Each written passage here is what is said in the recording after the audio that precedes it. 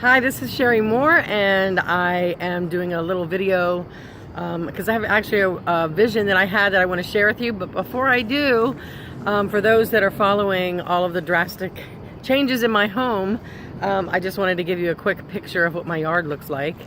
Let's see, my daughter calls it downtown Baghdad, but let me take you over there. Here's part of what's behind me.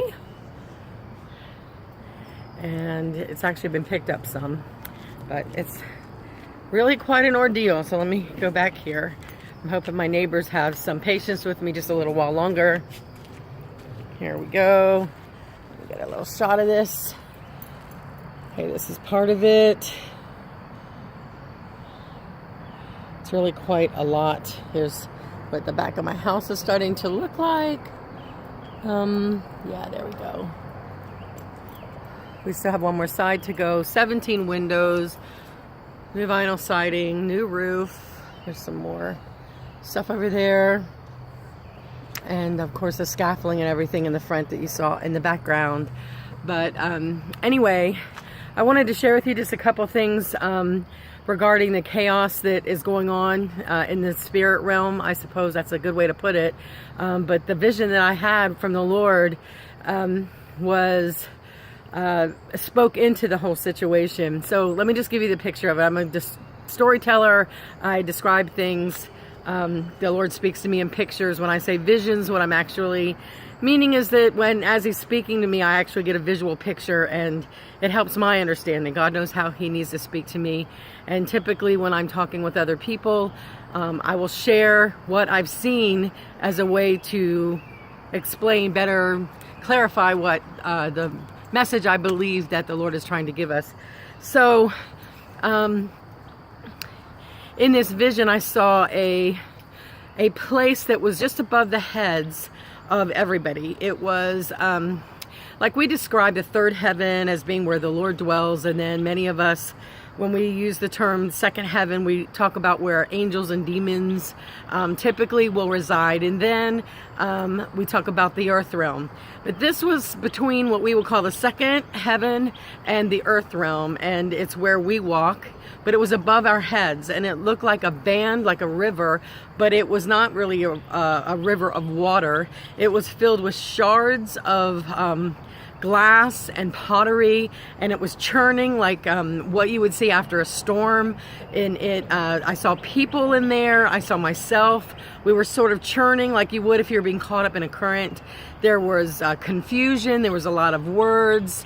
It was a place where even people that were believers would find themselves caught up in fighting each other. I mean, these are not things that many of us can't already observe. But while I was watching this, I asked the Lord, what is this? You know, what is this that I'm seeing? It's churning and moving. And He said, this is the will of man. This is man. And what you're seeing is where the political realm, the religious realm, where, you know, all the atmospheres, the structures, the things that we would discuss, it's what discuss and even battle about or fight about or be involved in. And we were being churned in it. It was not like we were in peace. We were combating things. We were following statements that people were making, and it became like almost a head-to-head collision. And in the middle of seeing this, the Lord said, yield and release. And so I'm going to try to show you, because I'm not very good at this video thing, but I put my arms up like this, and I let go. And as I let go, I went feet first out of this realm, out of this current, and I went feet first into a flowing river that was underneath this place, and it was like the river of God. And I started floating, and I could still look up and still see all of the chaos and all of the stuff that was going on, but I heard the Lord say, go where the river leads. And my initial thought was, well, surely you want us involved in these things. And He says, yes, I want you to speak into these realms. I want you to understand these realms, but I don't want you to be caught up into this realm. I don't want you to be tossed to and fro in the midst of this realm. And the only way that you're going to let go, get out of being tossed, is if you yield your will to the Lord. Like this is really the will of man. It's not, you can't bind the will of man. And so that's what this was. And this was further enhanced in me in understanding when I was speaking to the Lord one day, and he said the dark ages were only the dark ages because man's hearts was dark. And I had to rethink some things, because I know that there's epic seasons and times. There's there's the Babylonian captivity could not have ended in 60 years, or even in 69 years and 362 days. It had to be the 70 years. It had to be that time period.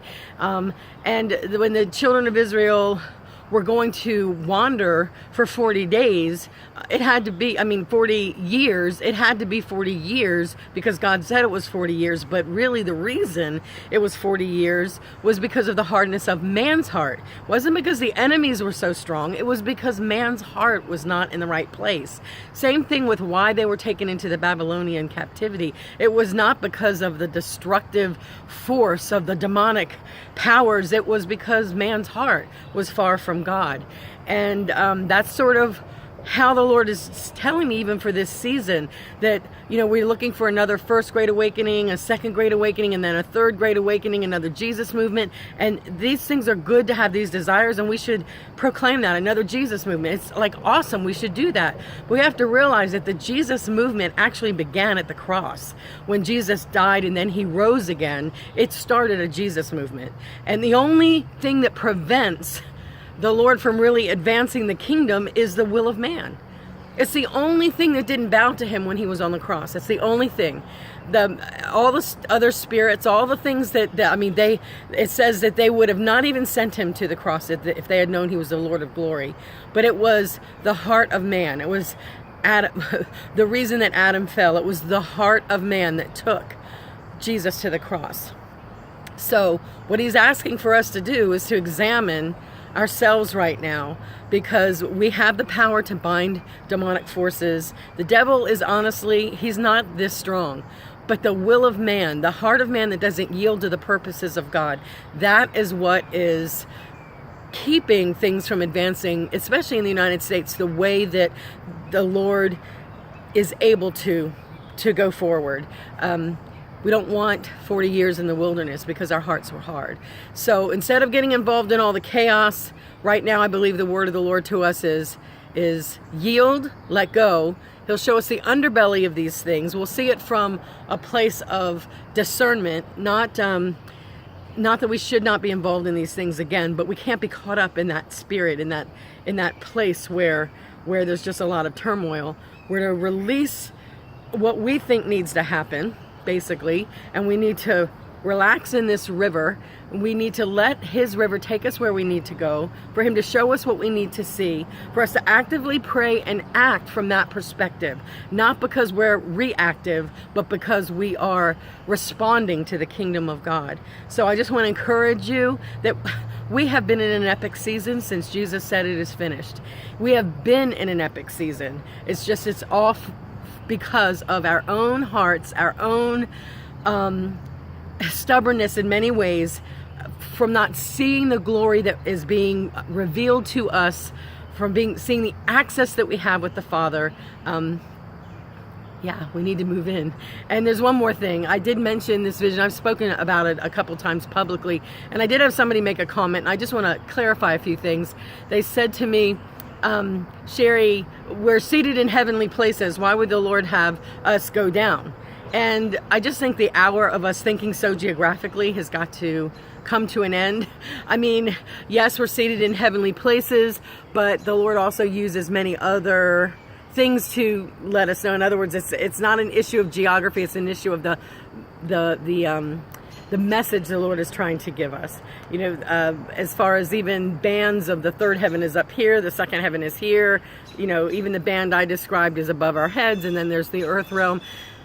I don't even know if the kingdom works like that. I don't even know if in reality that's what it actually really is, or if the Lord isn't just helping break down kingdom realities into something that we can sort of grasp and get a handle on it. So when he said yield, let go, he's saying drop out of the chaos. Listen to what he's saying and allow the Spirit of the Lord to direct you. And don't get so upset, and especially don't fight your brothers and sisters in this hour. If you have differing political visions, fine, but don't let it separate friends, because the kingdom of God advancing is far greater than any of the political systems on this earth. I love you all, and I hope that this makes sense. Bless you. Bye.